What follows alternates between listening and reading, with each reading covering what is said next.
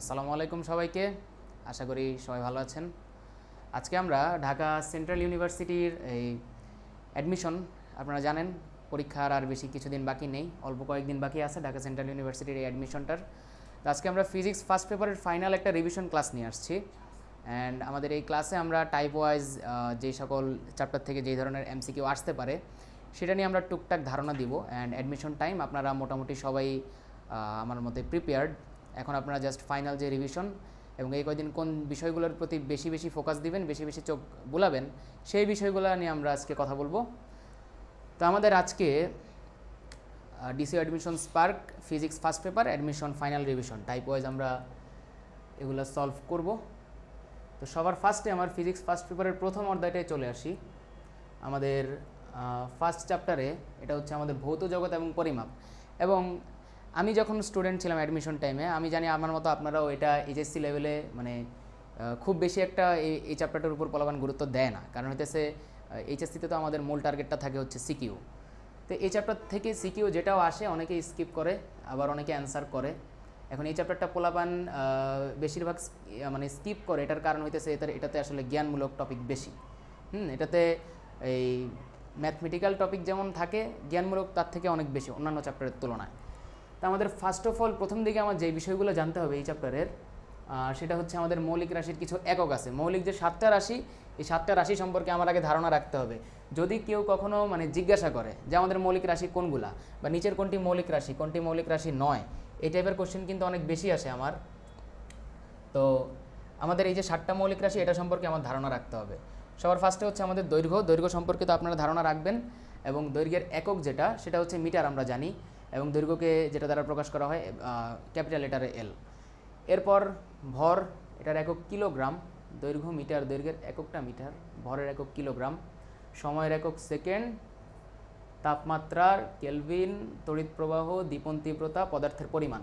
তো এই 7টা জিনিস আমার মনে রাখতে হবে। এই 7টা জিনিসের মধ্যে আমার এমসিকিউ বিভিন্ন টাইপের হতে পারে যে নিচের কোনটি মৌলিক রাশি, অথবা নিচের কোনটি মৌলিক রাশি নয়। যখন কোনটি মৌলিক রাশি থাকবে এগুলোর মধ্যে যে কোনো একটা আপনারা অপশনের মধ্যে পেয়ে যাবেন। আর যদি এমন থাকে যে যখন মানে কোনটি মৌলিক রাশি নয়, সেক্ষেত্রে আমরা হয়তো বা ভিন্ন তিনটা, এগুলোর মধ্যে তিনটা পাবো আর ভিন্ন একটা অপশন পাবো আমরা। অবভিয়াসলি আপনারা জানেন কোনটা তখন অ্যান্সার করতে হবে, অবশ্যই ভিন্ন অপশনটা। এগুলো হচ্ছে এগুলোর একক, যেটা থেকে অন্যান্য ভার্সিটিতে তুলনামূলক বেশি কোশ্চেন আসে, বা ডিসিওতে এগুলো থেকে এই টাইপের কোশ্চেনই আসতে পারে, জ্ঞানমূলক কোশ্চেন, এর বাইরে খুব একটা দিবে না। এবার আসি আমরা এই এককগুলোর মধ্যে কোনটা পড়বো। এখানে অনেকগুলো একক আছে, এই চ্যাপ্টারে আপনার এককের অভাব নাই। এটা যেহেতু জ্ঞানমূলক টাইপের টুকটাক চ্যাপ্টার, টুকটাক এককের থেকেও বেশি জিনিস আপনার এখানে সূত্র। তো এগুলো আপনারা ছোটো থেকে পড়ে আসতেছেন, ন্যানোমিটার, মাইক্রোমিটার, এদিকে মিলিমিটার এবং আর্মস্ট্রং। তো আমার কাছে প্রথম যে 4টা, এদিকে একটা আছে এবং এদিকে একটা, এই 4টা সবচেয়ে বেশি ইম্পর্টেন্ট। এই চারটা আপনারা একটু ভালো করে দেখবেন, এখানে পড়ে গেছে। এই 4টা আর কি আপনারা ভালো করে দেখবেন, এইটা এইটা এইটা এবং এইটা। এগুলো বাদ বাকি হালকা চোখ বুলে নেবেন, বা এনি চান্স যদি আসলে আসবে, বাট এগুলো আসার চান্স খুব কম। ম্যাক্সিমাম ইউনিভার্সিটি আপনার আমি যার কথাই বলবো সব জায়গায় এগুলোই দেয়, এগুলো থেকেই দেয়। তো এই গেল আমার এই টপিক। পরবর্তীতে আমাদের কি আছে? পরবর্তীতে আমাদের আছে এই চ্যাপ্টারের সূত্র বিষয়ক টপিক, যেগুলো সবচেয়ে বেশি মনে রাখবেন। এই যে শতকরা ত্রুটির যে সূত্রটা, এটার উপর কিন্তু অনেক বেশি ম্যাথ আসে। আমি যেখানেই যাই, আমি যেই ভার্সিটির কথাই বলি, আপনি যে কোনো একটা কোশ্চেন ব্যাংক খুলে আপনারা দেখবেন যে এই টপিকের উপর ম্যাথ নাই এমন কোনো কোশ্চেন ব্যাংক নাই, এটা থেকে আসবেই। এবং এরপর আসছে আমার গোলকের ক্ষেত্রফলের যে টপিক, এটার সবচেয়ে বেশি গুরুত্বপূর্ণ হচ্ছে এটার এই আনুপাতিক রেশিওটা মনে রাখা, মানে সমানুপাতিক এই বিষয়টা।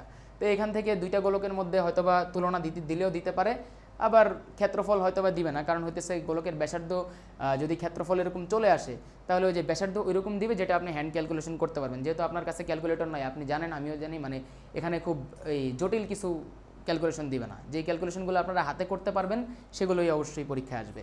আর আয়তনের শতকরা ত্রুটি এবং ক্ষেত্রফলের শতকরা ত্রুটি, এই দুইটা জিনিস মাথায় রাখতে হবে। যে দৈর্ঘ্যের ত্রুটির সাহায্যে অনেকে দৈর্ঘ্যের ত্রুটিটা করে যায়, এই যে শতকরা ত্রুটিটা বের করতে পারে, বাট ক্ষেত্রফল এবং আয়তন দিলে আটকে যায়। এটার কারণ হচ্ছে এদের মধ্যে যে সম্পর্কটা, এটা আমার মনে রাখতে হবে। আমরা যখন একটা শতকরা ত্রুটি বের করব, সেটা দৈর্ঘ্যের শতকরা ত্রুটি হবে, এবং সেটাকে যখন আমি 3 দিয়ে গুণ করে ফেলবো, আমি তখন আয়তনেরটা পেয়ে যাব। এবং একই জিনিসকে আমি যখন 2 দ্বারা গুণ করব, তখন আমি পাবো দৈর্ঘ্যের শতকরা ত্রুটিটা। তো এই দুইটা জিনিস একটু মনে রাখবেন, এবং আপনারা যে কোনো টেস্ট পেপার খুললে দেখবেন এগুলোর উপর কিন্তু মানে বেশি বেশি আসছে। সো ডিসিওতে আসার একেবারে যে সহজ কোশ্চেন হবে এমন না। ডিসিওর লাস্ট 2টা ইয়ারের কোশ্চেন আপনি 23-24 এবং 24-25-এর কোশ্চেন খুললে আপনারা দেখতে পাবেন যে এই টাইপের কোশ্চেন কিন্তু আছে। সো এগুলো একটু দেখবেন, যে কোনো ভার্সিটির জন্য ইম্পর্টেন্ট। এবার আসি স্লাইড ক্যালিপার্স। এগুলোর উপর কোশ্চেন খুব একটা আসে না, বাট এটার মানে এই না যে এটা খুব মানে লেস ইম্পর্টেন্ট, এমন না। তো স্লাইড ক্যালিপার্সের দৈর্ঘ্যের সূত্রটা দেখবেন এবং স্ক্রু গজের ব্যাস নির্ণয়ের সূত্রটা দেখবেন। আর এটার উপর ম্যাথ আসতে পারে, এটা একটু দেখে রাখবেন। এই প্রয়োজনে এই পুরো স্লাইডটা আপনারা একবার স্ক্রিনশট নিয়ে নেন। তো এই টপিকগুলো যেগুলো আছে এগুলো একবার দেখবেন, অ্যান্ড এগুলোর উপর আপনি যখন টেস্ট পেপার খুলবেন আপনি এগুলোর উপর অনেক ম্যাথ পাবেন।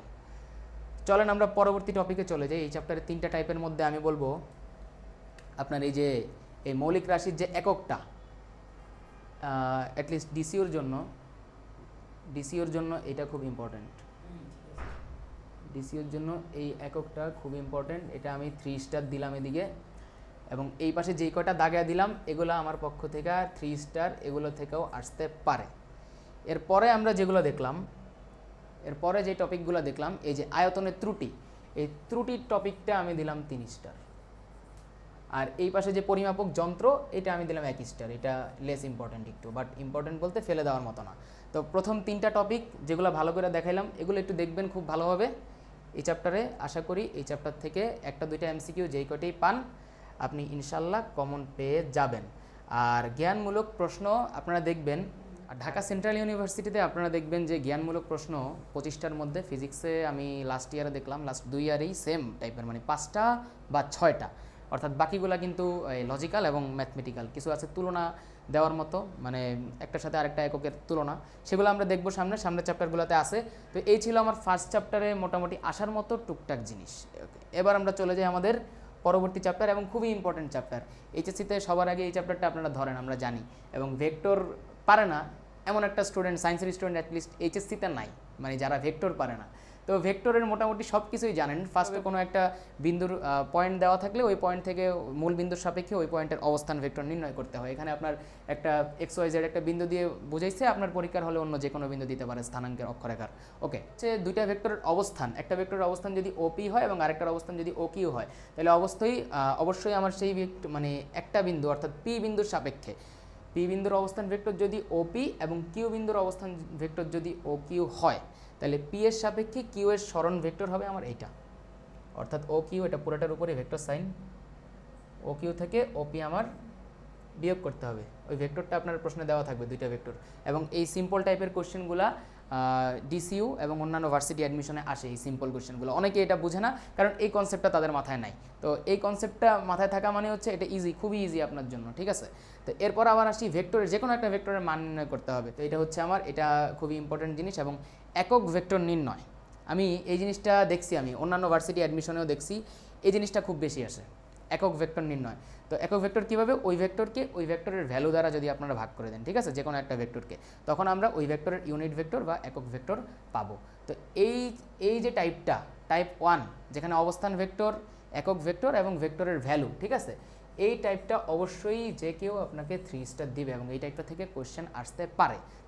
তো আপনারা যারা সামনে অ্যাডমিশন দিবেন এই জিনিসগুলো আরেকবার চোখ বুলায় নেবেন। এখানে যে খুব বেসিক লাগবে এমন বিষয় না, এইখানে যে জিনিসগুলো আসতে, স্ক্রিনে যে জিনিসগুলো আপনারা দেখতে পাইতেছেন বোর্ডে, একদম সেই জিনিসগুলো দিয়ে আপনারা পরীক্ষায় কোশ্চেন পাবেন। অর্থাৎ আপনার এখানে খুব জটিল বিষয় আসবে ঢাকা সেন্ট্রাল ইউনিভার্সিটিতে, এটা ভাবা হচ্ছে আপনার জন্য ভুল, ঠিক আছে। একদম যে জিনিসগুলো আপনি পারেন কোশ্চেন আপনার সেগুলো থেকেই আসবে, শুধুমাত্র একটু মাথা ঠান্ডা রাখতে হবে। তো এগুলো একটু দেখবেন। পরবর্তীতে আমার কি টপিক আছে, আমাদের টাইপ 2তে আছে ভেক্টর এবং লব্ধি। হ্যাঁ, তো লব্ধির মধ্যে আমাদের কোন থেকে খুব একটা কোশ্চেন আসে না, খুব একটা কোশ্চেন আসে না বলতে কম আসে। এখানে যে ছোট ছোট জিনিসগুলো আছে সেগুলো থেকে কোশ্চেন আসে। অ্যান্ড লব্ধির সূত্রটা লাগবে, লব্ধির সূত্রটা সবাই জানেন, আরও একবার দেখবেন। যে কোনো দুইটা ভেক্টরের ভ্যালু দেওয়া থাকলে এবং মধ্যবর্তী কোণ দেওয়া থাকলে সেগুলোর লব্ধি আমরা কীভাবে নির্ণয় করব এই সূত্রের সাহায্যে। এবং লব্ধি কখন সর্বোচ্চ হবে আপনারা জানেন, এই যে পুরো লব্ধিটার মান আমার যে কজ আলফার ভ্যালু, এটার উপর কিন্তু ডিপেন্ড করতেছে, ঠিক আছে। কারণ কজ আলফার ভ্যালু কখন সর্বোচ্চ হয়, যখন আলফার মান আমার 0 ডিগ্রি, অর্থাৎ আলফার মান 0 ডিগ্রি। আপনারা জানেন কজ আলফার সর্বোচ্চ মান কত 1, তাহলে আলফার মান যখন 0 ডিগ্রি হবে তখন আমি কজ আলফার সর্বোচ্চ মান পাবো। অর্থাৎ দুইটা ভেক্টরের মধ্যবর্তী কোণ যদি 0 ডিগ্রি হয় তখনই আমার সর্বোচ্চ লব্ধির মান পাবো, এবং সেটা আমার যদি আপনি এখানে এটার মান 1 বসান তখন a square plus 2ab plus B square a plus B whole square root আর স্কোয়ার কাটা, এবং ভিতরে এই রাশিটা কিন্তু আপনারা পেয়ে যাবেন। একইভাবে আলফার সর্বনিম্ন মান -1 কখন পাবেন আপনারা, যখন কজ আলফার সর্বনিম্ন মান -1 কখন পাবেন আপনারা, হ্যাঁ, তো যখন আপনার আলফার ভ্যালুটা 180 ডিগ্রি হবে। তো এখানে যদি আপনি কজ 180 ডিগ্রি বসান, মানে দুইটা ভেক্টরের যদি একটা আরেকটার বিপরীত দিকে হয়, মধ্যবর্তী কোণ অবশ্যই 180 ডিগ্রি হবে। তো এই 180 ডিগ্রিটা বসানোর পর এইখানে আমরা -1 পেয়ে যাব, তখন আবার a square minus 2ab plus B স্কোয়ারের সূত্র বসবে ভিতরে। তো সেটা হয়ে যাবে a minus B whole square square root কাটা। এত কিছু আপনার জানা লাগবে না, আপনার শুধু এতটুকু জানলেই হবে যে যখন আমার আলফার মান 0 ডিগ্রি হবে তখন আমি সর্বোচ্চ লব্ধি পাবো, এবং যখন আলফার মান 180 ডিগ্রি হবে তখন আমি সর্বনিম্ন লব্ধি পাবো। এবং এই লব্ধি দুইটার ভ্যালু হচ্ছে, একটা হচ্ছে আর ম্যাক্স যেটা সর্বোচ্চ লব্ধি, এটা হচ্ছে পি প্লাস কিউ, এবং আর মিনিমাম যেটা হচ্ছে সর্বনিম্ন লব্ধি, এটা হচ্ছে পি মাইনাস কিউ। ওকে, এবার আসি ভেক্টর দুইটা যখন সমান হবে, মানে তখন আর আপনার কাছে পি থাকবে না, কিউ থাকবে না, আলাদা দুইটা ভেক্টর থাকবে না, যে কোনো একটা ভেক্টর, এটা আমি কিউ ধরলাম, পি ধরলাম, যে কোনো একটা কিছু ধরলাম যে আমি পি ধরলাম, ঠিক আছে, তখন কিন্তু আমার কাছে কিউ এর কোনো হিসাব নাই। তো সেই ক্ষেত্রে আমার যে লব্ধিটা পাবে এটা আপনি বসায় হিসাব করতে পারেন, কিন্তু পরীক্ষায় তো এত টাইম নেই, আমার শর্টকাট মনে রাখতে হবে অবশ্যই, কারণ আমার কোশ্চেনগুলো ছোট, অ্যান্সারও ছোট করতে হবে। শর্টকাটে আমি যতটুকু ক্যালকুলেশন করতে পারি সেটার জন্য আপনি এটা মুখস্থ রাখবেন, আর is equal to 2p cos alpha by 2। Okay, এই আলফাটা হচ্ছে দুইটা এই ভেক্টরের মধ্যবর্তী কোণ যেখানে ভেক্টরদ্বয় সমান, ভেক্টরদ্বয়ের মান সমান। ওকে, আচ্ছা, এই গেল আমার লব্ধির মান। ভেক্টর এবং লব্ধির মধ্যে লব্ধির মানের এই চারটা জিনিসই ইম্পর্টেন্ট, একটু কষ্ট করে দেখবেন, আপনারা জানেন আমি জানি, তারপর একটু কষ্ট করে দেখবেন। তারপর আসেন লব্ধির দিক। এখন লব্ধির দিক বলতে তো আমরা ওই ফিজিক্সের দিক মানে তো আমরা জানি কোণ, ঠিক আছে, তাহলে কোণ কখন সূত্র কোনটা হবে, যখন আমার পি এর সাথে উৎপন্ন কোণ থাকবে, মনে রাখবেন যেটার সাথে উৎপন্ন কোণ সেটা থাকবে সিঙ্গেল আর বাকিটার সাথে অ্যাঙ্গেল। সূত্র তো আমার মুখস্থ, ঠিক না, তো সূত্র যদি মুখস্থ থাকে কি মনে রাখবেন, যেটার সাথে উৎপন্ন কোণ চাবে সেটা থাকবে সিঙ্গেল, এবং বাকি যেই ইয়াটা থাকবে ভেক্টর রাশিটা ওটা হবে, ওটার সাথে অ্যাঙ্গেলটা বসবে, ঠিক আছে। তাহলে এই দুইটা সূত্র একটু মাথায় রাখবেন, এগুলো থেকে কোশ্চেন কম আসে কারণ এখানে ক্যালকুলেশনের বিষয় আসে, আর যখন এগুলো থেকে কোশ্চেন আসবে তখন আলফার আপনার এমন একটা ভ্যালু দিবে যেটা আপনি পরীক্ষায় হ্যান্ড ক্যালকুলেশনের সাহায্যে সলভ করতে পারবেন, মানে কঠিন কিছু দিবে না, এতটুকু মাথায় রাখেন। আর আরও একটা জিনিস মাথায় রাখবেন, যদি দুইটা ভেক্টর সমান হয় তখন এদের যে লব্ধির দিকের সাথে যে উৎপন্ন কোণ, মানে লব্ধির সাথে যে উৎপন্ন কোণ লব্ধির দিক, সেটা হবে যে ভেক্টর দ্বয়ের মধ্যবর্তী কোণের অর্ধেক, অর্থাৎ theta is equal to alpha by 2। এখানে আরও একটা জিনিস, আলফার মান যদি 120 ডিগ্রি হয়, তো এটা একই সাথে হবে, ঠিক আছে। তো আলফার মান যদি 120 ডিগ্রি হয়, এই ক্ষেত্রে আমার লব্ধি ওই ভেক্টরটার সমানই হবে, মানে ভেক্টরের মানের সমানই হবে, আর ইজ ইকুয়াল টু পি। এটা কিভাবে, যখন ভেক্টর দুইটা সমান হবে, অবশ্যই এইটার সাথে এটা অ্যাড করে নিও, ঠিক আছে, মানে এই শুধুমাত্র এই টপিকটার সাথে ওইটা কার্যকর। যখন আমার আলফার মান 120 ডিগ্রি হবে তখন লব্ধি হবে, লব্ধির মানটা হবে আমার সেই ভেক্টরের ভ্যালুর সমান, ঠিক আছে। তো এই গেল আমার ভেক্টর এবং লব্ধি টপিক। এইটাকে আমি এই পার্টটায় বেশি ফোকাস করতে বলবো, আর নিচের এই যে লব্ধির দিক যদি সমান হয় এইটাকেও আমি 3 স্টার দিব, অর্থাৎ এইটাও আসার মতো জিনিস ভাইয়া, আজকে যেগুলা করাচ্ছি আমি আপনার এটা আসার মতো জিনিস, ঠিক আছে, সবগুলাই।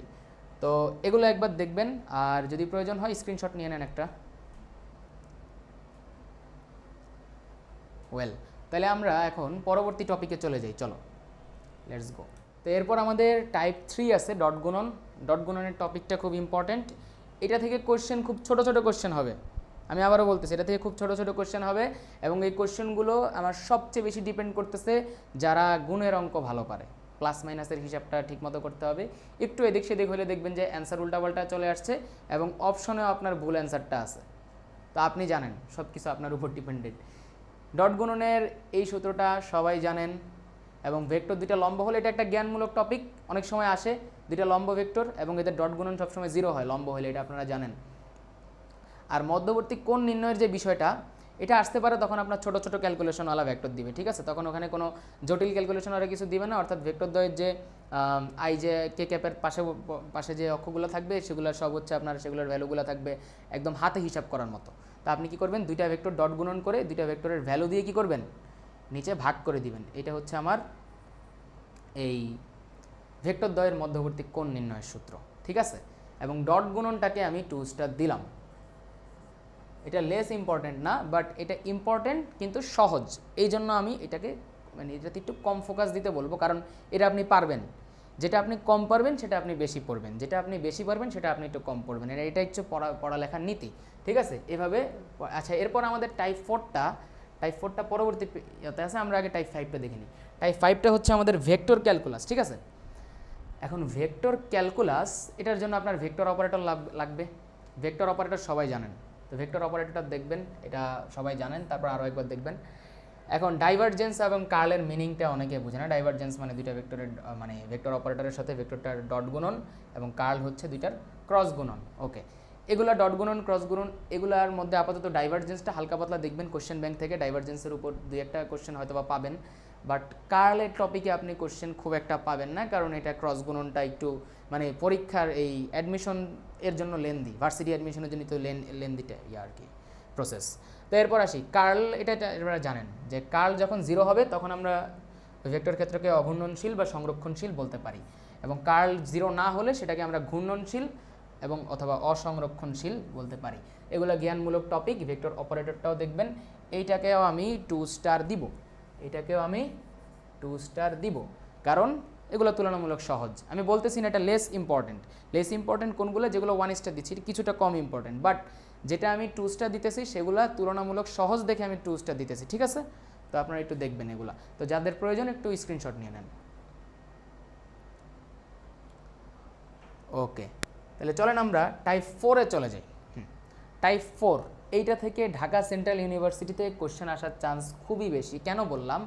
কারণ এইটাই একমাত্র জিনিস যেটা থেকে আপনি খুব সহজে ক্যালকুলেশন করতে পারবেন, এবং এটা থেকে একটু ঘুরা পেঁচা দেওয়ার মতো জিনিস আছে। এবং এটার মানে এই না যে আগেরগুলো থেকে নাই, এগুলোও ইম্পর্টেন্ট, কিন্তু ওইটা থেকে ঘুরে দেওয়ার মতো টপিক বেশি। এই যে জিনিসগুলা, এগুলা হচ্ছে কি একক ভেক্টরের বা ইউনিট ভেক্টরের ক্রস গুণন। তাহলে এই হচ্ছে আমার ভেক্টরের ক্রস গুণনের সূত্র, এটা মাথায় রাখবেন একটু। আচ্ছা, এই জিনিসগুলো একটু মাথায় রাখবেন। যদি মাথায় না রাখতে পারেন, যাদের একদম বেসিক আছে ভালো, তারা জানেন এটা কেমনে কি হয়েছে। এটা একটা আরেকটার সাথে লম্ব ভেক্টর, ঠিক আছে। তো সাইনের মান হয়ে যায় 90 ডিগ্রি। এগুলো এখন আসলে বিস্তারিত বলার ওইভাবে সুযোগও নাই বেসিক থেকে। তো আপনারা জাস্ট একটু জিনিসগুলো মনে রাখবেন। মনে রাখার জন্য এক নজর দেখে নেবেন। মনে রাখলে আপাতত আশা করি এমসিকিউতে পাবেন। আর একটা আরেকটার সাথে সেম জিনিস গুণ থাকলে তো জানেনই সাইনের মান 0 ডিগ্রি হবে, তখন ভ্যালুটা হয়ে যাবে 0। আচ্ছা, এটা একটু মনে রাখবেন। এটা এমসিকিউতে আসতে পারে, সরাসরি চলে আসে এটা এমসিকিউতে, অর্থাৎ নিচের কোনটি সঠিক, এই টাইপের কোশ্চেন, ঠিক আছে। এইটা জাস্ট মনে রাখবেন, অপশন এটা দেখে দাগা দিবেন, আর কোনো কথা নেই। এখানে বেসিক, আপনি এখন যত বেশি বেসিক শিখতে যাবেন তত দেখবেন যে পরীক্ষা চলে আসছে, আমার কিছু শেখা হয় না। আচ্ছা, এবার আসি, এইটা খুব ইম্পর্টেন্ট এই জিনিসটা। ভেক্টর দুইটা সমান্তরাল হলে এদের তুলনা করে একটা থেকে আরেকটার মান দেখা যায় যে দুইটা ভেক্টর দেওয়া থাকে, সবগুলোর মান দেওয়া থাকে, যে কোনো একটা রূপাংশতে আপনার এক্স বা ওয়াই দেওয়া থাকে। কোশ্চেন করে যে এক্স এর মান কত বা ওয়াই এর মান কত, তখন আপনি কি এই যে এটা বসাবেন, বলে দেয় যে ভেক্টর দুইটা সমান্তরাল, তাইলে আপনি তখন কি এইটা বসায়া প্রত্যেকটার মান বসাবেন, একটার সাথে আরেকটা তুলনা করবেন। এর মধ্যে ধরেন যে এই দুইটার আমি তুলনা করলাম, এর মধ্যে এই চারটার মধ্যে যে কোনো একটা জায়গায় এক্স বা ওয়াই বসানো, তখন আমি কি সমীকরণ নিয়ে 1-2 লাইনের মধ্যে কি করতে পারবো, এক্স বা ওয়াই এর মান বের করে ফেলতে পারবো। তো এইটা খুবই খুবই ইম্পর্টেন্ট। এইটাতে আমি জাস্ট 3 স্টার দিলাম। আচ্ছা থাক, এটাতে 3 স্টার দেওয়া দরকার নেই, আমি পুরো টপিকটাতে একসাথে দিব, ওকে। বাট এটা খুব ইম্পর্টেন্ট, জানায় রাখলাম, ওকে। তাহলে এটাও আপনারা দেখবেন, ওকে। এরপর আসি ক্ষেত্রফল নির্ণয়। আচ্ছা, সামান্তরিক এবং ত্রিভুজের ক্ষেত্রফল, এইটা একবার জাস্ট চোখ বুলাবেন। এটা ওই 2-1টা ম্যাথ আছে, একটু দেখবেন। এটা থেকে ম্যাথ আসার চান্স খুব কম, বাট সূত্রগুলো একটু মনে রাখবেন, কখন কি করে, ঠিক আছে। কখন ত্রিভুজেরটা, কখন সামান্তরিকেরটা, আবার সন্নিহিত বাহুরটা কখন, কর্ণ থাকলে কখন, সন্নিহিত বাহু থাকলে কখন, এবং ত্রিভুজের দুটি সন্নিহিত বাহু দেওয়া থাকলে কখন। তো ক্রস গুণনের এই টপিকটাতে আমি 3 স্টার দিলাম। এটা ইম্পর্টেন্ট ভালোই, এইটার জন্য, এইটুকুর জন্য, এইটার জন্য এবং এটার জন্য, ঠিক আছে। আর ক্রস গুণনের সূত্র তো জানেনই আপনারা, ওকে। তাহলে এটা যাদের স্ক্রিনশট নেওয়ার প্রয়োজন নিয়ে নেন, ওকে। চলেন এবার পরবর্তী টপিকে আমরা চলে যাই। আমাদের পরবর্তীতে আছে বলের ঘাত এবং লিফট। নিউটনীয় বলবিদ্যা চ্যাপ্টারটায় আমরা চলে গেলাম। নিউটনীয় বলবিদ্যা চ্যাপ্টারটা সম্পর্কে আপনারা জানেন, এটা অন্যতম জটিল চ্যাপ্টার বইয়ের, জটিল কেন বলবো, একটু দীর্ঘতম চ্যাপ্টার আর কি বলা যায়। তো নিউটনীয় বলবিদ্যায় ফার্স্টে নিউটনের দ্বিতীয় সূত্রটা আমরা মানে দ্বিতীয় সূত্র থেকে যেটা আসছে সেটা আপনারা জানেন, এটা মুখস্থ করে ফেলবেন। এখন এটার কোনো প্রতিপাদনও চাইবে না পরীক্ষায়, কোনো ধরনের জ্ঞানমূলক আসবে না এটার মধ্যে।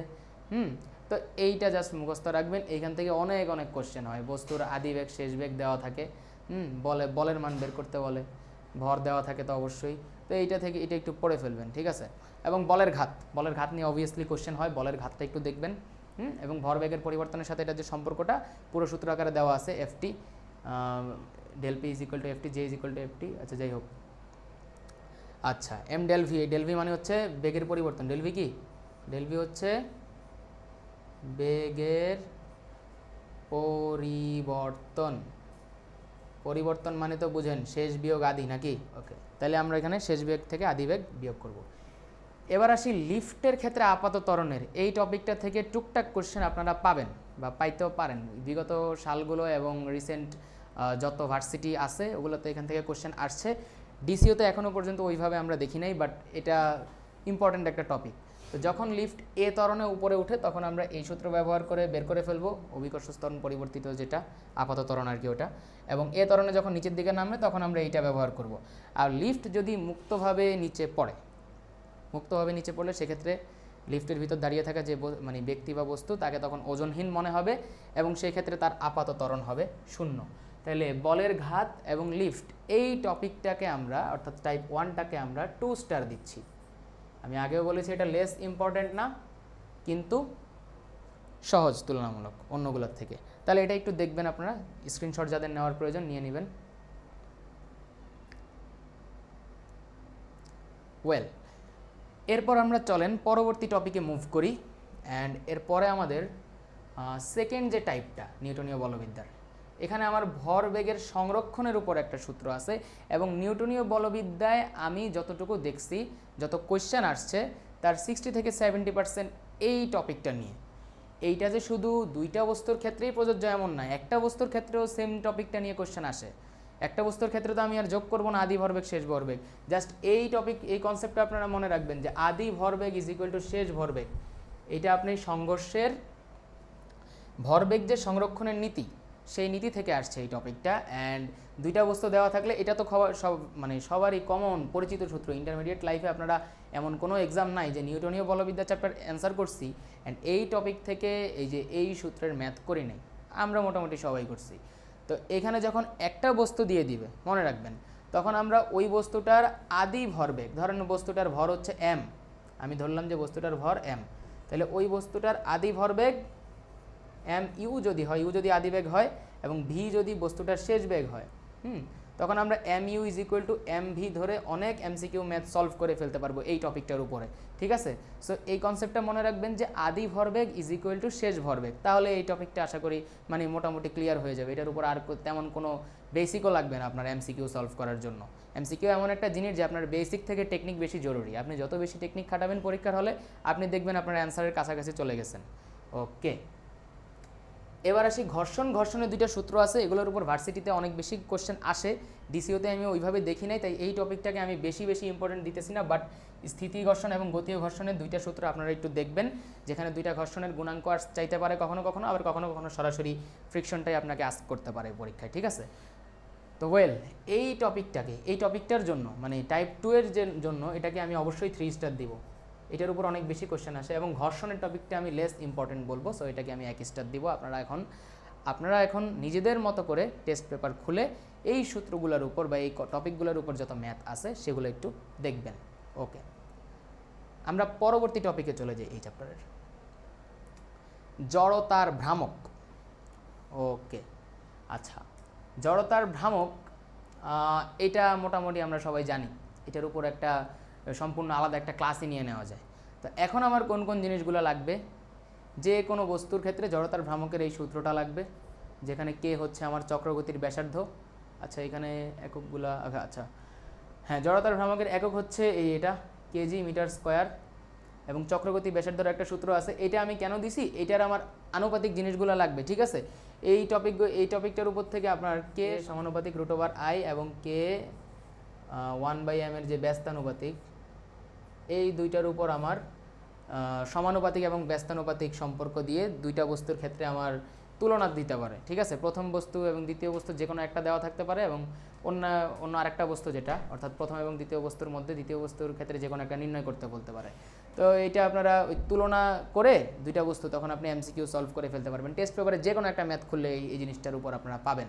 আর এই যে জিনিসটা এটা হচ্ছে বস্তুটার ভর এবং কে হচ্ছে আমার চক্রগতির ব্যাসার্ধ। ঠিক আছে, তো এই ছিল এই সম্পর্কটা এবং সূত্রটা জানবা, অ্যান্ড দ্যাটস ইট আপনাদের জন্য। এরপরে আসি আমাদের টাইপ 5, আচ্ছা টাইপ 4 জড়তার ভ্রামক। জড়তার ভ্রামক অবশ্যই ইম্পর্টেন্ট, 2 স্টার দিচ্ছি আমরা। এটা 2 স্টার কেন দিচ্ছি? তুলনামূলক সহজ না, এটা তুলনামূলক সহজ না। এটা 2 স্টার দেওয়ার কারণ হচ্ছে এটা থেকে কোশ্চেন তুলনামূলক কম আসছে, মানে ভার্সিটি অ্যাডমিশন। ঠিক আছে, ভার্সিটি অ্যাডমিশনে জড়তার ভ্রামক থেকে, ভার্সিটি স্পেসিফিক্যালি বলতে গেলে ডিসিও অ্যাডমিশনে, ওকে, ডিসিও অ্যাডমিশনে জড়তার ভ্রামক থেকে তুলনামূলক কম আসছে। টর্ক, এইটা খুব ইম্পর্টেন্ট ফার্স্টেরটা, এবং নিচে কোনটি টর্কের সূত্র, একদম সরাসরি এই সূত্র দিয়ে অনেকবার ম্যাথ আসছে অনেক জায়গায়। ঠিক আছে, এবং টাউয়ের যে ভ্যালুটা এটা ডিভাইডেড বাই না, এখানে একটা ভুল আসছে, এটা হচ্ছে আর এফ সাইন থিটা। ঠিক আছে, এটা ডিভাইডেড বাই না, এটা ইনটু হবে, ওই যে ক্রস গুণনের টপিকটা, এটা তো তোমরা জানো, ক্রস গুণনের টপিকটা। ওকে, এবার আসি tau is equal to I alpha, কৌণিক ত্বরণের সূত্র। এবং আচ্ছা এখানে এটা ভুল আসছে আমাদের, এই যে এটা আমাদের ইয়াতে ভুল আসছে। ঠিক আছে, টাইপিংয়ে ভুল আসছে এডিটিংয়ের সময়। ঠিক আছে, তো এটা নলেজে নিও না, এটা বাদ। ওকে, এটাও আমাদের আসছে। তা আমরা এই জিনিসগুলো দেখলাম, যেখানে আমাদের আর হচ্ছে আমার অবস্থান ভেক্টর, এটা হচ্ছে আমার অবস্থান ভেক্টর আর, এবং এফ হচ্ছে আমার বলের ভেক্টর। ঠিক আছে, তো এটা আমি আর এখান দিয়ে লিখলাম না, এটা মুখে বলে দিলাম। এবং আলফা হচ্ছে আমার কৌণিক ত্বরণ এখানে, আর আই তো তোমরা জানোই জড়তার ভ্রামক আই। তো এই গেল আমার টর্কের টাইপ। অ্যান্ড টর্কের এখান থেকে ডিসিউতেই সম্ভবত একটা এমসিকিউ আসছে সরাসরি সূত্রের উপরে। তো টর্ক থেকে বেশি কিছু আসার চিন্তা ভাবনা করো না, টুকটাক জিনিস আসতে পারে, বাট যেটাই আসবে ছোট ছোট টপিক থেকে আসবে। ঠিক আছে, একদম বড় কোনো ক্যালকুলেশনওয়ালা কিছু আসবে না। এটাকে আমরা 2 স্টার দিলাম। ওকে, তো যাদের যাদের স্ক্রিনশট নেওয়ার প্রয়োজন তারা একটু স্ক্রিনশট নিয়ে নিতে পারো। ওয়েল, তাহলে আমরা নেক্সট টপিকে মুভ করি। এইখানে আমার ঘূর্ণন এবং গড়িয়ে চলা বস্তুর গতিশক্তির একটা টপিক আছে। ঠিক আছে, তো এইটা মিস্টেকেনলি আসে নাই, এটা ইয়াতে আসে নাই আমাদের এখানে। তা আমার এটা লেখা আছে, আমি ওখান থেকে আমি ইয়ে করে দিতেছি, তোমরা দেখে নিও একবার। ঘূর্ণন গতিশক্তিকে আমরা হাফ আই আলফা স্কোয়ার দিয়ে লিখব। এগুলো জাস্ট এমসিকিউতে তোমার চাইতে পারে। ঠিক আছে, সূত্রটা আসতে পারে, এর বাইরে আর কিছুই না। রৈখিক গতিশক্তি আমার নিজ অক্ষের সাপেক্ষে কোনো একটা বস্তুর জিরো কোনো থাকবে না, এবং এক্ষেত্রে মোট গতিশক্তি তো তোমরা দুইটা হিসাব করেই পাইতেছো। মোট গতিশক্তি কী হবে বস্তুটার, যদি আমরা কাইনেটিক এনার্জি এটা ইকে ধরি, এক্ষেত্রে আমাদের হবেটা কি, এই দুইটা যোগ করলে তোমরাই দেখতেছো শুধুমাত্র half I alpha I omega স্কোয়ারটা থাকে, আর জিরো তো যোগ হলে ভ্যানিশ হয়ে যায়, এটা তো জানো। ওকে, এবার আসি যখন বস্তুটা গড়িয়ে চলবে। গড়িয়ে চললে কি, একটা হচ্ছে বস্তু শুধুমাত্র নিজ অক্ষের সাপেক্ষে ঘুরতেছে, আরেকটা হচ্ছে গড়িয়ে চলতেছে। এখন যখন নিজ অক্ষের সাপেক্ষে ঘুরবে তখন তো শুধু তার মাত্র ঘূর্ণন গতিশক্তিটা কাজে লাগে, আর যখন গড়িয়ে চলবে তখন তো হচ্ছে সরল রেখা একটা পথে চলতেছে, তার মানে তখন তার রৈখিক গতিশক্তিটাও থাকবে। এই ক্ষেত্রে ঘূর্ণন গতিশক্তি আমার আই ওমেগা মানে হাফ আই ওমেগা স্কোয়ার হলেও তোমরা সবাই জানো যে কোনো বস্তুর রৈখিক গতিশক্তি কি, হাফ এমভি স্কোয়ার। ওয়েল, আমাদের আর এটার প্রয়োজন পড়তেছে না, ওকে, ছক এটা ছিল। তো যে কোনো বস্তুর আমার কি রৈখিক গতিশক্তি হাফ এমভি স্কোয়ার, যেখানে বস্তুর ভর এবং বেগটা জানা প্রয়োজন। ওকে, তাহলে এই দুইটার যোগফল হবে আমার মোট গতিশক্তিটা। মোট গতিশক্তিটা তো সবাই জানো, মোট গতিশক্তি কি, এই দুইটার যোগফল হবে। তাহলে আমি কি লিখতে পারি, একটা হচ্ছে হাফ এমভি স্কোয়ার, এটার সাথে যোগ হবে কি হাফ আই ওমেগা স্কোয়ার। ওকে, তো এই ছকটা একটু দেখে নিবা, এটার উপর এমসিকিউ আসতে পারে সর্বোচ্চ, অর্থাৎ এটার উপর কোনো ম্যাথ আসবে না, এতটুকু জানো, এতটুকু শিওর থাকো। এইটা আমি 1 স্টার দেবো, লেস ইম্পর্টেন্ট হইলেও জিনিসটা একটু পড়ে নিবা। এটার উপর কি এমসিকিউ আসতে পারে যে নিজ অক্ষের সাপেক্ষে একটি ঘূর্ণায়মান বস্তুর রৈখিক গতিশক্তি নিচের কোনটি, তো অপশনে যদি জিরো থাকে জিরো দাগায় দিবে, জিরো অবশ্যই থাকবে, নাহলে কোশ্চেন ভুল। আর এরপর আছে থাকতে পারে কি, কোনো একটি বস্তু গড়িয়ে চলা বস্তুর নিজ অক্ষের সাপেক্ষে রৈখিক গতিশক্তি কী হবে, নিচের কোনটি, এই টাইপের কোশ্চেন আসতে পারে। তো এটা একবার স্ক্রিনশট নিয়ে নাও। ওয়েল, চলো এবার আমরা নেক্সট টপিকে চলে যাই। আমাদের নেক্সট টপিক নিউটনীয় বলবিদ্যার আরও একটা গুরুত্বপূর্ণ টপিক, ব্যাংকিং কোণ। এটা খুব গুরুত্বপূর্ণ হলেও এমসিকিউর জন্য এই টপিকটাকে আমরা 1 স্টার দিব। এই টপিকের কি কি আছে তোমরা জানো, এটার উপর অনেক সৃজনশীল ম্যাথ করছো। ব্যাংকিং কোণ এই চ্যাপ্টারের খুব গুরুত্বপূর্ণ, এটা পাইলে পোলাপান পুরা লাফায় উঠতো সৃজনশীলে, ঠিক আছে। তো এটার যে সূত্রটা আছে এটা একটু দেখো, এটার কোনটা দিয়ে কি বুঝায় বলে দিছি এখানে। এই যে এটা হচ্ছে বাঁকের ব্যাসার্ধ আর ভি হচ্ছে আমার সর্বোচ্চ নিরাপদ বেগ যেটা, ঠিক আছে। তো এটার উপর যদি ম্যাথ আসেও, যদি আসেও, আসার চান্স নাই, যদি আসেও তাহলে এমন এমন জিনিস দিবে যেটা তুমি এক লাইনে সলভ করে ফেলতে পারবা, হাতের ক্যালকুলেশনওয়ালা জিনিস দিবে। আমি আগেও বলছি ক্যালকুলেটর দিয়ে ক্যালকুলেট করার মতো কঠিন জিনিস এখানে দিবে না ভাইয়া, তুমি সব পারো, তুমি সব পারো, জাস্ট একটু চোখ কান খোলা রাখো, মাথাটা খাটেও পরীক্ষার হলে। এবার আসি, আমাদের পরবর্তী চ্যাপ্টার শুরু হয়েছে কাজ ক্ষমতা শক্তি। কাজ ক্ষমতা মানে কাজ ক্ষমতা শক্তির কৃত কাজ টপিকটা, এটা খুব ইম্পর্টেন্ট ভাইয়া, এইটা তুমি স্কিপ করতে পারবে না কোনোভাবেই। এটা সূত্রটা তোমরা সবাই জানো, ক্লাস 9-10 থেকে পড়ে আসতেছো, এখানে আসার পর একটু ভেক্টর রাশি দিয়ে শিখছো। তো যাই হোক, সূত্রটা সরাসরি চলে আসতে পারে, একদম সরাসরি নিচের কোনটি কৃত কাজ, নিচের কোনটি দ্বারা কৃত কাজ বোঝায়। হ্যাঁ, একদম হয় ভেক্টরওয়ালাটা দিবে তোমার, তখন এটার উপরে ভেক্টর থাকবে, আর যদি সরাসরি স্কেলার সূত্রটা দেয় স্কেলার ফর্মটা দেওয়া থাকবে। এবার আসি, থিটা কোণে আনত, থিটা কোণে আনত এল দৈর্ঘ্যের তল বেয়ে উঠতে, তখন কৃতকাজ কি হবে? স্প্রিংয়ের ক্ষেত্রে কৃতকাজ এটা তোমরা জানো, W = ½ of kx²। তো এই টপিকটা একটু দেখবা, এই টপিকের সূত্রগুলো যেমন ইম্পর্টেন্ট, এগুলোর উপর টেস্ট পেপারটা খুললে ভাইয়া তুমি দেখবা ছোট ছোট ম্যাথ আছে, এবং এই ছোট ছোট ম্যাথগুলোই তোমার ডিসিওতে আসবে।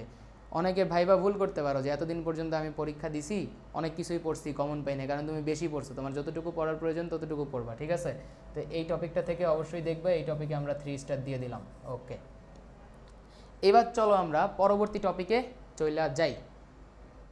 আমাদের পরবর্তী টপিক টাইপ 2-তে আছে হচ্ছে শক্তি, কাজ ক্ষমতা শক্তি। এই চ্যাপ্টারের শক্তি খুব গুরুত্বপূর্ণ একটা টপিক, এবং শক্তির উপর অনেক ম্যাথ আমরা দেখছি ইতোপূর্বে।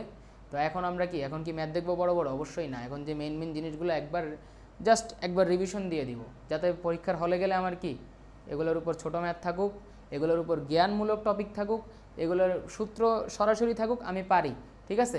এখানে বিভব শক্তি, গতিশক্তি, স্প্রিংয়ের বিভব শক্তি সব কিছুর একসাথে সূত্র দেওয়া আছে, এটা একটু দেখে নিবা। আর সবচেয়ে গুরুত্বপূর্ণ একটা কথা, কৃতকাজ = গতিশক্তির পরিবর্তন, এই কনসেপ্টটা যদি তুমি মাথায় রাখতে পারো ভাইয়া, অনেকগুলা কোশ্চেন তুমি নিজেই সলভ করতে পারবা, তোমার এখানে আশেপাশে জিজ্ঞাসাও করা লাগবে না, আর অ্যাডমিশন টাইমে তো তুমি কাউকে জিজ্ঞাসাও করতে পারবে না, ঠিক আছে।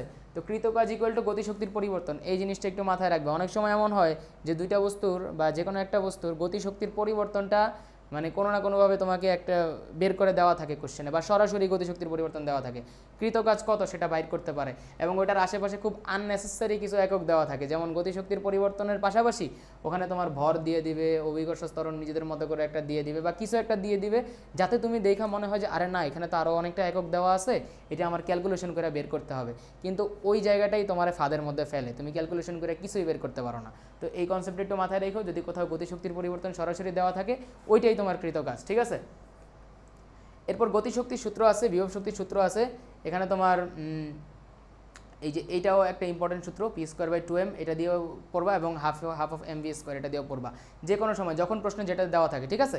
যখন এগুলোর ভ্যালু দেওয়া থাকবে প্রশ্নে তখন এটা দিয়ে বের করবো, যখন এগুলোর ভ্যালু দেওয়া থাকবে এটা দিয়ে বের করবো, এবং ক্যালকুলেশনটা অবশ্যই হ্যান্ড ক্যালকুলেশনে করার মতো জিনিস দিবে, ঠিক আছে। তো শক্তির উপর আমরা অবশ্যই 3 স্টার দিব, এটা খুব ইম্পর্টেন্ট এই চ্যাপ্টারে। আচ্ছা, এরপর আসো ক্ষমতা ও কর্মদক্ষতা, এটার উপর 3 স্টার না, এটার উপর পারলে আমি 4 স্টার দিতাম, এটার উপর ম্যাথ আছে অনেক বেশি। ক্ষমতার সূত্রটা দেখবা, কর্মদক্ষতার সূত্র দেখবা, কর্মদক্ষতার খুব দুইটা জিনিস খুব ইম্পর্টেন্ট। এই একটা হচ্ছে সরাসরি এইভাবে বের করতে হবে, ঠিক আছে। আর আরেকটা হচ্ছে ইনপুট থেকে লস, যেটা মানে যেই শক্তিটা হচ্ছে বর্জিত শক্তি বা বর্জিত তাপ, বর্জিত কৃতকাজ যেটাই বলো, ওইটা অনেক সময় দেওয়া থাকে প্রশ্নে, ইনপুটটা দেওয়া থাকে এবং লস্ট যে এনার্জিটা, লস্ট যে পাওয়ারটা সেটা দেওয়া থাকে।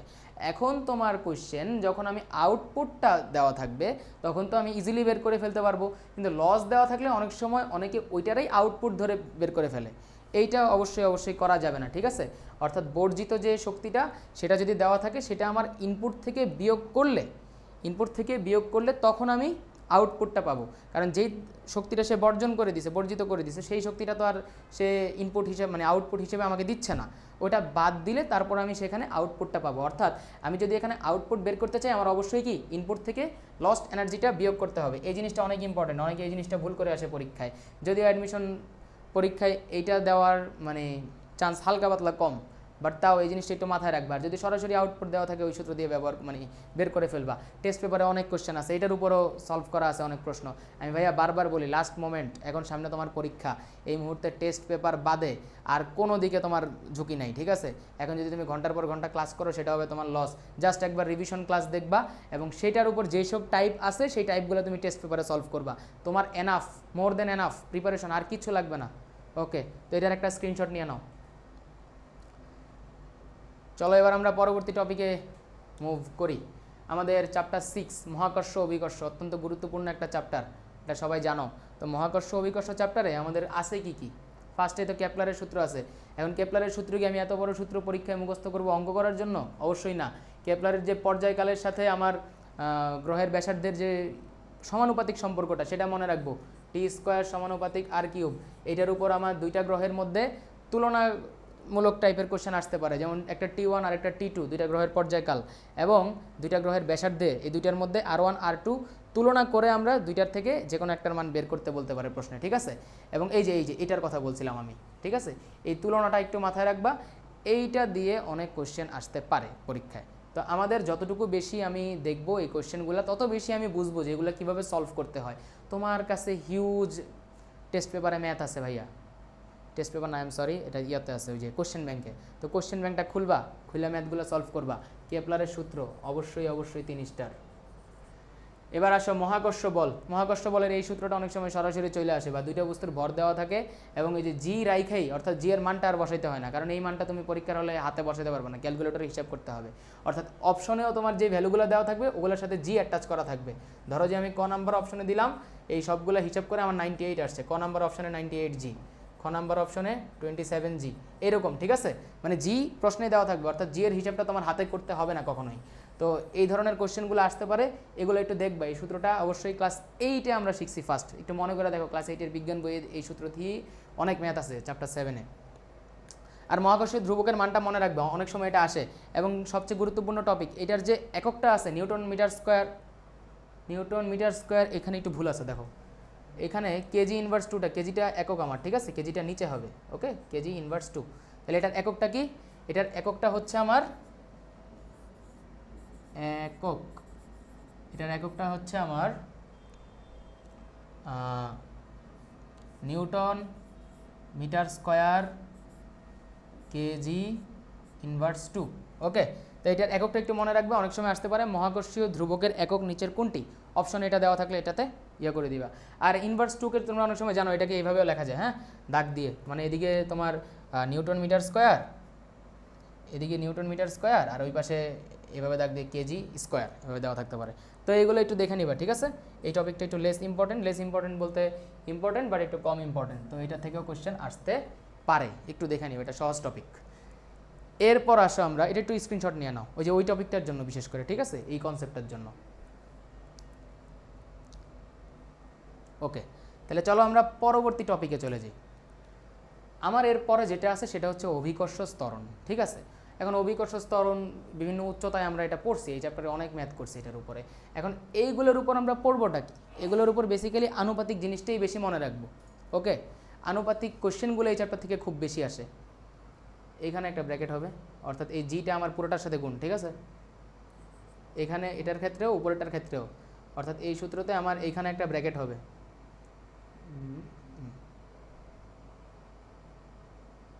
ওকে, এবং এটাতেও সেম, ওকে।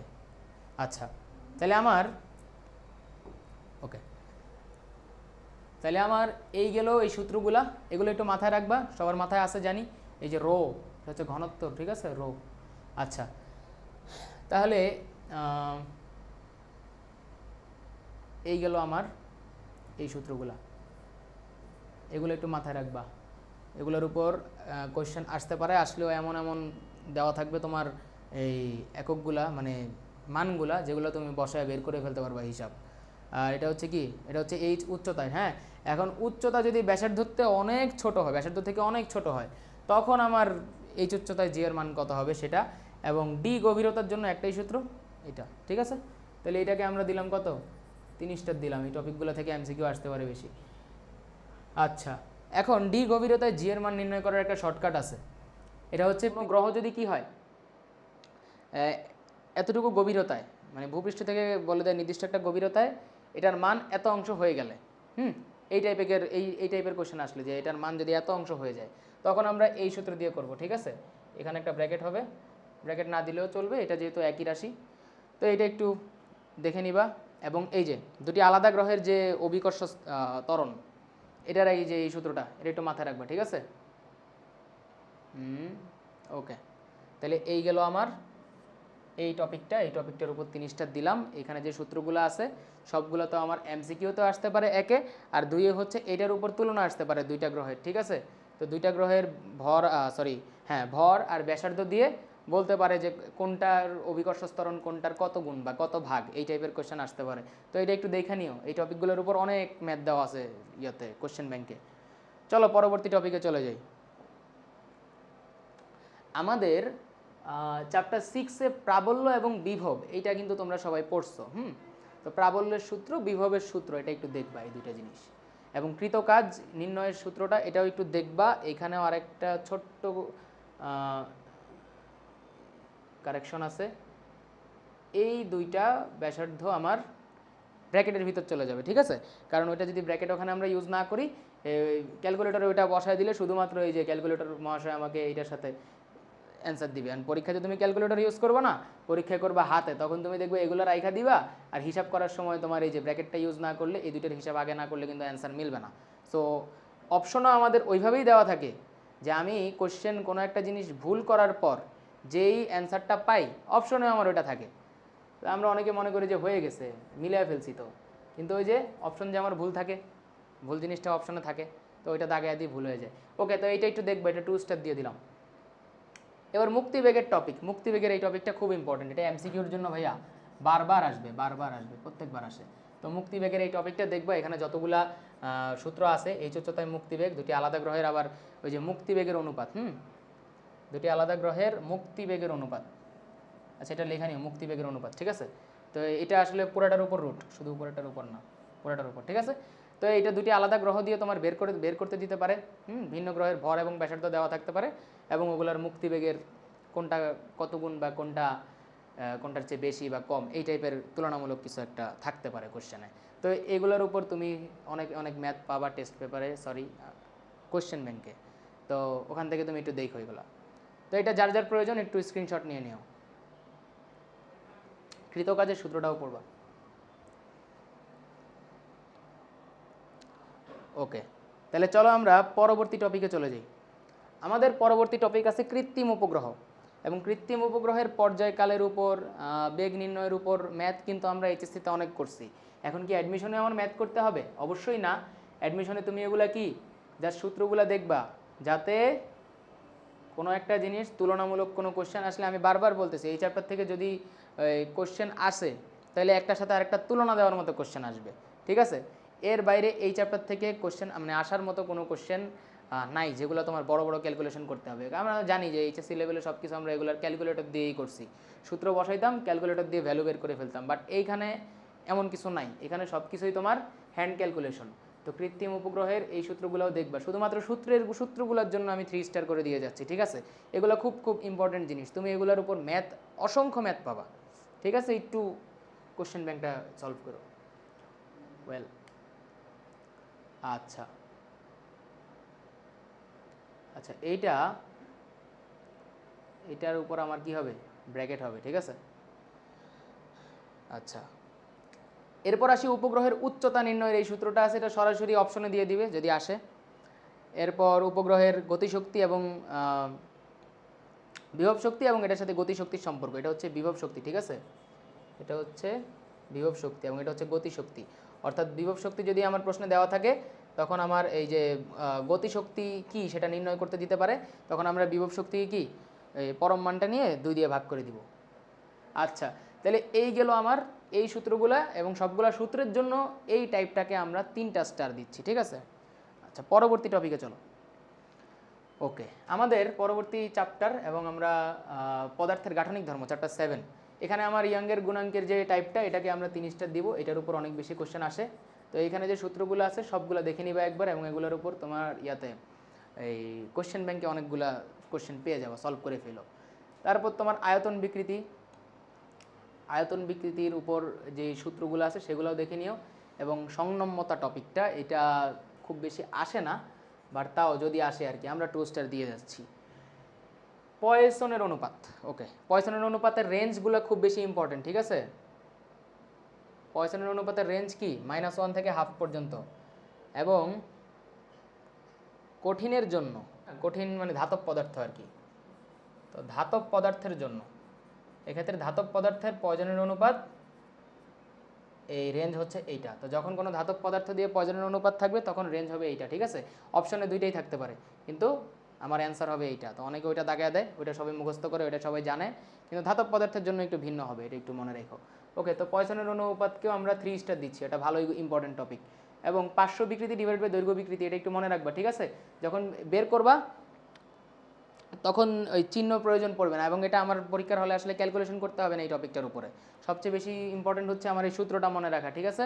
তো আমরা চলো পরবর্তী টপিকে চলে যাই। এটা যদি কারো প্রয়োজন এইটার স্ক্রিনশট নিয়ে নিতে পারো। ওকে, পর্যায়বৃত্ত গতির প্রথম টপিক টাইপ 1। এটা হচ্ছে আমার টাইপ 1-এ আমার যে টপিকটা, এটা হচ্ছে সরল দোলন গতির ব্যবকলনীয় সমীকরণ, ঠিক আছে। সরল দোলন গতির ব্যবকলনীয় সমীকরণ, এত বড়টা এখন লিখতে পারতেছি না। সরল দোলন গতির ব্যবকলনীয় সমীকরণ, ওকে। তাহলে ব্যবকলনীয় এই সমীকরণটা কি? এইটা মান দিয়ে দিবে, খুব ক্ষুদ্র ক্ষুদ্র মান। এমন না যে এখানে তোমার পয়েন্ট সামথিং দিছে, আমি হিসাব করতে গিয়ে আর বের করতে পারতেছি না, এরকম কিচ্ছু হবে না। একদম এমন একটা মান দিয়ে দিবে তুমি যেটা বের করে ফেলতে পারবা, ওকে। তাহলে এটা এই সমীকরণটা মনে রাখবা। এবং এরপর আমার স্মরণের মান এখানে এটা ডিভাইডেড বাই হবে না, ঠিক আছে। এটা হবে তোমার সূত্রটা হবে a sin omega t plus, আচ্ছা হ্যাঁ এটাই, ওকে। তাহলে এটা হচ্ছে আমার স্মরণের সূত্রটা। এবং omega is equal to K by M, এটা একটু মনে রাখবা, √k/m। এইটা থেকে আমার অনেক কোশ্চেন আসে, এটা থেকে আনুপাতিক হারে কোশ্চেন, মানে আনুপাতিক কোশ্চেনগুলো আসতে পারে, যে তুলনামূলক কোশ্চেনগুলো, এটার সাথে ওটার তুলনা। এবং এই পর্যায়কালের সাথে তোমার ওমেগার সম্পর্ক, এবং কম্পাঙ্কের সাথে পর্যায়কালের সম্পর্ক, এই দুইটার উপরে তুমি অনেক ম্যাথ পাবা। সো এগুলো একটু দেখো, ঠিক আছে। এগুলার ম্যাথগুলো দেখো হালকা পাতলা, এবং ম্যাথ ওইগুলাই দেখবা যেগুলো তোমার হাতে ক্যালকুলেশন করার মতো। অনেকে কী করে, যে কোনো অ্যাডমিশনের আগে ধরো ইঞ্জিনিয়ারিং কোশ্চেন ব্যাংক খুলে দেখে যে ভুলভাল জিনিস, হ্যাঁ এগুলো তো আমি পারতেছি না, তোমার এগুলো আসবেও না। যেগুলো তোমার আসবে শুধুমাত্র সেগুলো সলভ করবে, এবং তুমি জানো কোনগুলো আসবে। ওমেগা হচ্ছে আমার কি, ওমেগা হচ্ছে, এটা জানো, কৌণিক কম্পাঙ্ক। এই জিনিসগুলো একটু মাথায় রাখতে হবে তোমার।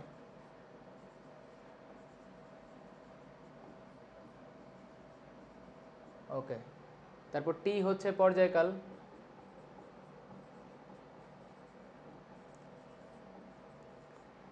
এরপর বাকিগুলোর সাথে তুমি মোটামুটি পরিচিত। এফ হচ্ছে কি, কম্পাঙ্ক। আচ্ছা, আর কি কি আছে? এ হচ্ছে বিস্তার, এক্স কোথায়, এই যে এক্সটা কি, এক্সটা হচ্ছে গতির সাম্যাবস্থা থেকে সরণ, মানে সাম্যাবস্থা থেকে সরণটা, গতির সাম্যাবস্থা হতে সরণ, ওকে। এবং এটা হচ্ছে কি,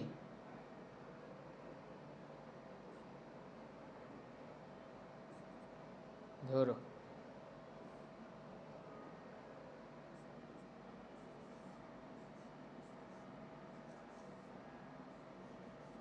এটা হচ্ছে আদি দশা, ওকে। এগুলো হচ্ছে এই চলকগুলার বর্ণনা, এটা একটু দেখে নিও। এবং এই পেজটা প্রয়োজনীয় স্ক্রিনশট নিয়ে নাও। ওকে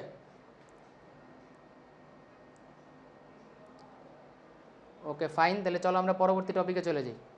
পরবর্তী টপিক হচ্ছে আমার দশা এবং দশা পার্থক্য। তাহলে এখানে যে সূত্রগুলো আছে সেগুলো তুমি দেখতেছো, যেমন দুইটা সরল দোলন গতি মানে ব্যবকলনীয় সমীকরণ ধরো দেওয়া আছে, এটা হচ্ছে একটা সমীকরণ, এটা হচ্ছে একটা সমীকরণ, যেখানে আমার তুমি দুইটা সমীকরণ একটু তুলনা করলেই বুঝবা। এই সমীকরণটার এক্সট্রা এখানে না লিখে আমরা এক্সট্রা এখানে লিখি, তাহলে দুইটা সমীকরণ বোঝা যাবে। এটা একটা সমীকরণ, নিচেরটা একটা সমীকরণ, ঠিক আছে। এই দুইটার মধ্যে আমার সব সেম, শুধুমাত্র দশা বাদে, ঠিক আছে। তাহলে তখন আমরা কিভাবে করব? তখন আমরা কি করব, শেষটা থেকে আদিটা বিয়োগ করে দিব দুইটা সমীকরণ এভাবে দেওয়া থাকলে। অর্থাৎ শুধুমাত্র এখানে আমার যদি দশা পার্থক্য চাই এবং এমসিকিউতে আমার এই টপিকটা থেকে কোশ্চেন আসে যে দুইটা এই ব্যবকলনীয় সমীকরণের দশা পার্থক্য কি, এরকম দুইটা সমীকরণ দেওয়া আছে, সব কিছু সেম, শুধুমাত্র দশাটা আলাদা। তাহলে আমরা দশা দুইটার বিয়োগ করে দেবো একটা থেকে আরেকটা, কোনটা, শেষটা থেকে আদিটা বিয়োগ করব। ওকে করে দিছি। তাহলে আমার এখান থেকে কত আসবে, আসবে কত, 3 আর 6, লসাগু কত, লসাগু আসবে কত, 3 আর 6 লসাগু 6ই আসবে। আচ্ছা লসাগু আসবে 6, তাহলে এদিকে কত, 2 পাই মাইনাস পাই, তাহলে কত, পাই/6। এটা কত আসবে, এটা আসবে পাই/6। এরকম তুমি মানে নিজেই হিসাব করতে পারবে, এমন জিনিস আসবে পরীক্ষায়, ঠিক আছে। তাহলে এটা হচ্ছে খুব মানে এখানে দেওয়াই আছে উত্তর, সরি এই জিনিসটা একটু ভুল আসছে, এইখানে এটা একটু মিস্টেকেনলি চলে আসছে, এইটা আসলে মিস্টেকেনলি চলে আসছে, তো এইটা আমরা ইগনোর করি। ওকে, তাহলে এই দুইটা অ্যান্সার তো আমি বেরি করে ফেলছি, পাই/6, তাও ওখানে অ্যান্সারটা দেওয়া আছে। ওকে, তাহলে এইভাবে আমরা দুইটা মানে ব্যবকলনীয় সমীকরণ থেকে দশা পার্থক্যটা বের করব। ওকে আচ্ছা, আর যখন এমন দুইটা ইকুয়েশন দেওয়া থাকবে, ঠিক আছে, ধরো x = a sin ωt, এটা এখানে গুণ চিহ্ন, এটা গুণ চিহ্ন বানায় দিই, এটা তোমরা গুণ চিহ্ন ধরে নিবা, ঠিক আছে। মানে এটা আর কি একটার সাথে আরেকটা ধরো গুণ আছে, এখানে ভুলে ভাগ পড়ে গেছে। তাহলে x = a sin ωt এবং x = a cos ωt, যদি সাইন এবং কস থাকে তাহলে এই দুইটা দশা পার্থক্য হবে পাই/2 সবসময়, ঠিক আছে। আচ্ছা ওকে, তাহলে এই হচ্ছে আমার এই কনসেপ্ট, এবং এই টাইপটাকে আমরা 2 স্টার দিব, কারণ এটা আমি সরাসরি দুইটা কোশ্চেনের টাইপই বলে দিছি, এবং আসলে সরাসরি দুইটার মধ্যে যে কোনো একটা কোশ্চেন চলে আসবে এই টাইপ থেকে। ওকে, তাহলে এই গেল আমার টাইপ 2, এটা একটু স্ক্রিনশট নিয়ে নাও যার যার প্রয়োজন। ওয়েল, চলো আমরা পরবর্তী টপিকে চলে যাই। পরবর্তী টপিক হচ্ছে আমার পর্যায়বৃত্ত গতির টাইপ 3, বেগ এবং ত্বরণ। বেগের সূত্রটা মনে রাখবা, এটা আমার এখানে, হ্যাঁ পুরোটা রুট। ওকে, বেগের সূত্র মনে রাখবা, ত্বরণের সূত্র মনে রাখবা। ওকে, গতির সাম্যাবস্থায় যখন সরণ সর্বোচ্চ হবে, হ্যাঁ গতির সাম্যাবস্থায় সরণ কখন সর্বোচ্চ হবে তোমার দেখো তো, কজের বা সাইনের সাথে তোমার যে অ্যাঙ্গেলটা থাকবে সেটা যখন আমার কজের ভ্যালুকে বা সাইনের ভ্যালুকে 1 করে দিবে তখনই তো, নাকি। তো সেই ক্ষেত্রে আমার সর্বোচ্চ সরণটা হবে আমার বিস্তারের সমান a, ঠিক আছে। আর বেগের সর্বোচ্চ বেগটা কত হবে, ওমেগা a, এটা হচ্ছে a ওমেগা মানে সূত্র আর কি। তো এটা মুখস্থ করে রাখবা, বেগ এবং ত্বরণের। এইখানে এটাকে আমি 2 স্টার দিলাম, সরাসরি এটা থেকে কোশ্চেন আসতে পারে। আচ্ছা এবার আসি বিভব শক্তি। ওকে, বিভব শক্তির সূত্র আছে আমার, গতিশক্তির সূত্র আছে এখানে, ঠিক আছে। এবং মোট শক্তি যেটা, এই দুইটার মোট শক্তি তুমি যোগ করে বের করে ফেলতে পারবা। এইখানে মিস্টেকেনলি আরও একটা জিনিস চলে আসছে, চলো এটাকে আমরা ইগনোর করি, তো এটা কি আসবে, এটা তুমি নিজেই হিসাব করে দেখো। ওখানে আছে কি kx² আর ka² - kx², মানে কি kx² কাটা, তাহলে হাফ অফ ka² হবে, কি হবে, হাফ অফ ka²। ওকে, এটা হচ্ছে আমার মোট শক্তিটা। আচ্ছা এই গেল আমার টাইপ 4 বিভব শক্তি গতিশক্তির টাইপটা, এটাকেও আমরা 2 স্টার দিব। এই টাইপের উপর অনেক ম্যাথ পাবা তুমি কোশ্চেন ব্যাংকে, ঠিক আছে ভাইয়া, আমি বারবার বলতেছি কোশ্চেন ব্যাংকের বিকল্প এই মুহূর্তে কিছু নাই। তাহলে পরবর্তী টপিকে চলে যাই, চলো 22 নাম্বার পেজ আমার এখানে, মানে পরবর্তী টপিক যেটা আমার এই স্লাইডের 22 নাম্বার পেজে আমার সরল দোলকের পর্যায়কাল। এটা মনে রাখবে, এটার অনুপাতটা খুব লাগবে, ঠিক আছে। যেমন টি এর সাথে আমার √l এর সমানুপাতিক সম্পর্ক, এবং √1/g এর ব্যস্তানুপাতিক সম্পর্ক, এই যে এটার কথা বলছি, ঠিক আছে। এই দুইটা জিনিস লাগবে খুব, এগুলোর উপর দুইটা বস্তুর সরল দোলকের আমার ম্যাথ দেয়। এবং সেকেন্ড দোলকের দৈর্ঘ্যটা পড়বা 99.29 সেন্টিমিটার। এটাকে যদি তুমি মিটারে নাও তাহলে কি আসবে, 0.9929 মিটার, ওকে, তাহলে এই হচ্ছে সেকেন্ড দোলকের এটা শিখবা, সরল দোলকের সম্পর্ক শিখবা, পর্যায়কালের সূত্র শিখবা, এবং মহাকাশের সেকেন্ড দোলকের পর্যায়কাল যে অসীম, এইটা একটু মনে রাখবা। এটাকে আমি 3 স্টার দিব। এটার উপর ডিসিউ কেন, সকল ভার্সিটি এক্সামেই অনেক অনেক বেশি কোশ্চেন হয়। আচ্ছা, লিফটের ভিতর দোলকের কিছু সম্পর্ক আছে, এগুলো একটু দেখবা।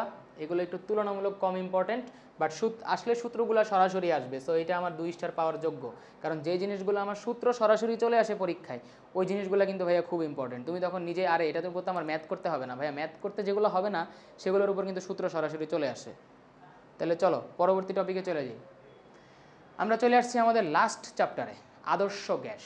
ওকে, আদর্শ গ্যাসে আমরা টাইপ দিছি কয়টা দেখো তো। ওকে, 4টা টাইপ আছে। এই 4টা টাইপের মধ্যে আমার সবগুলোই মোটামুটি ইম্পর্টেন্ট। যেমন বয়েল এবং চার্লসের সমন্বয়ে যে সূত্রটা আছে, এইটার উপর অনেক বেশি ম্যাথ আসে, তো এটা তো দেখবাই, এটা সবাই জানো। তারপরেও দেখবা আদর্শ গ্যাসের সমীকরণ, এটাও দেখবা। এরপর এই আরএমএস বেগের যে 3টা সূত্র আছে, এটা তো পুরোটার উপর এম হবে, এগুলো একটু দেখবা, কারণ এগুলো ইম্পর্টেন্ট আছে। যে কোনো একটার সাথে আরেকটা 2টার সম্পর্ক দিয়ে ম্যাথ দিতে পারে। এবং এইখানে খুব ইম্পর্টেন্ট একটা জিনিস আছে। আচ্ছা, এগুলোর অনুপাতটা একটু মনে রাখো। এগুলো হচ্ছে সিএমপিএস, এরপর আছে তোমার সি অ্যাভারেজ এবং সিআরএমএস। এই 3টা বেগের অনুপাত হবে, ফার্স্টেরটা হচ্ছে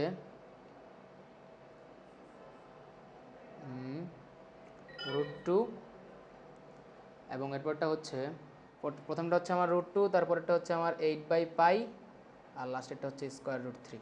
তো এইটা আমরা ইগনোর করি, আমরা এই পার্টটা ইগনোর করে ফেলি এটা। ওকে, তাহলে এই হচ্ছে আমার অনুপাতটা, এই অনুপাতটা মনে রাখবো। ওকে, অনুপাতের উপর কিন্তু আমার কোশ্চেন আসতে পারে সরাসরি একদম এমসিকিউতে। তাহলে এবার চলো আমরা পরবর্তী টপিকে চলে যাই। এখানে আমার টাইপ 1 যেটা, এটাকে আমি 3 স্টার দিব, এবং টাইপ 2 যেটা, এটাকে আমি 3 স্টার দিব। ওকে, তাহলে এটা স্ক্রিনশট নিয়ে নাও যার যার প্রয়োজন। ওয়েল, চলো পরবর্তী পার্টে চলে যাই। এখানে আমার স্বাধীনতার মাত্রা এবং গতিশক্তির, এটার একটা চার্ট ছিল, বাট আনফর্চুনেটলি আসে নাই চার্টটা। তাহলে চার্টটা কী ছিল এটা আমি তোমাদেরকে বলতেছি। আর এগুলো হচ্ছে স্বাধীনতার মাত্রা, ঠিক আছে? এক পরমাণু, দ্বিপরমাণু এবং বহু পরমাণু গ্যাসের জন্য স্বাধীনতার মাত্রা। ওকে, এবং এগুলার যে গতিশক্তিগুলা, মানে ঘূর্ণন গতিশক্তির কোনো প্রয়োজন নাই ভাইয়া, শুধুমাত্র রৈখিক গতিশক্তিটা লাগবে। এবং তুমি যাই না খুব অবাক হবা, তোমার ভার্সিটি এক্সামে যত কোশ্চেন আছে, ডিসিও বলো অন্যান্য যে কোনো ভার্সিটি বলো, এই রৈখিক গতিশক্তিটা তুমি 3/2 nRT দিয়ে বের করে ফেলতে পারবা। এটার জন্য কঠিন তেমন কোনো সূত্র লাগবে না, স্বাধীনতার মাত্রা দিয়ে ভাগ করা লাগবে না একদম। এখানে তোমার যেগুলো দিবে সব মোটামুটি এক পরমাণু গ্যাসই দিবে, এবং রৈখিক গতিশক্তিটা চাইবে যে পরমাণু মধ্যে, এটা তোমার রৈখিক গতিশক্তি চাইবে, তুমি 3/2 nRT দিয়ে বের করে ফেলতে পারবা। এটাকে আমরা 2 স্টার দিলাম। ওকে, চলো আমাদের পরবর্তী টাইপে চলে যাই, এবং এটা আজকের দিনের লাস্ট টাইপ, এবং এই টাইপের সাথে সাথে আমাদের এই চ্যাপ্টারটাও শেষ হয়ে যাবে। এবং টাইপটা শুরু করার আগেই এটাকে আমরা 3টা স্টার দিয়ে দিতেছি। শিশিরাঙ্ক, আপেক্ষিক আর্দ্রতা, এই 2টা টপিকের উপর অনেক অনেক বেশি কোশ্চেন আসে যে কোনো ভার্সিটি এক্সামে, ঠিক আছে ভাইয়া? তাহলে আপেক্ষিক আর্দ্রতার এই জিনিস 2টা তোমার প্রশ্নে দেওয়াই থাকবে, অর্থাৎ নির্দিষ্ট তাপমাত্রায় উপস্থিত জলীয় বাষ্পের পরিমাণটাও দেওয়া থাকবে, এবং শিশিরাঙ্কে উপস্থিত জলীয় বাষ্পের পরিমাণটাও দেওয়া থাকবে। তা যদি তোমার আরের মান, যেটা আপেক্ষিক আর্দ্রতা বের করতে চায়, এই 2টা জিনিস দেওয়া থাকবে এবং বের করতে বলবে, তাহলে তুমি সরাসরি সূত্র বসায় দিবা। তুমি যদি বুঝতে পারো যে কোনটা কোন জিনিস, অর্থাৎ কোনটা নির্দিষ্ট তাপমাত্রায় এবং কোনটা শিশিরাঙ্কে জলীয় বাষ্পের যেটা উপস্থিত জলীয় বাষ্পের পরিমাণ, যেটা তুমি ইজিলি আরের মানটা বের করে ফেলতে পারবা।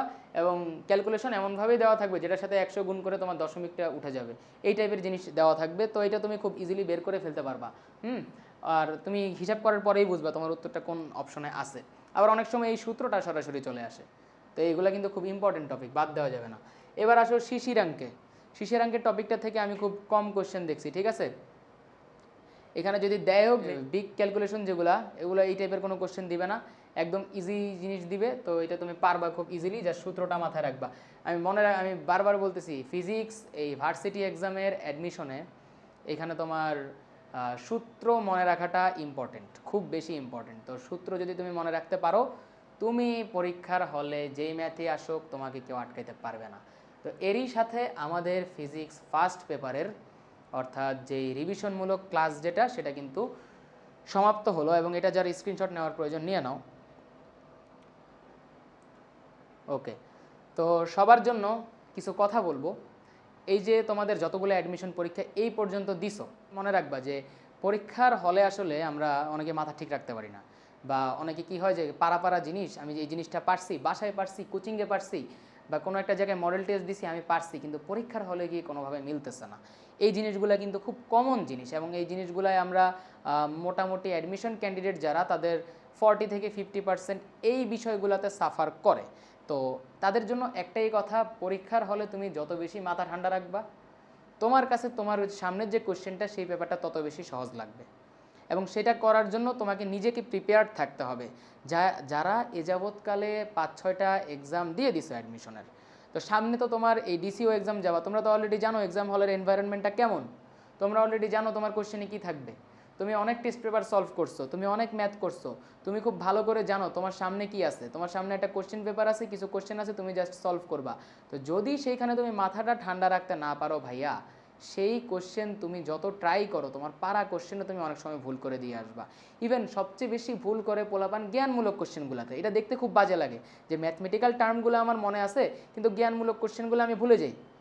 ভাইয়া 20টার মধ্যে 5টা কোশ্চেন, 5টা থেকে 6টা কোশ্চেন তোমার এমন কোশ্চেন থাকবে যেগুলো তোমার ক্যালকুলেশন করতে হবে না।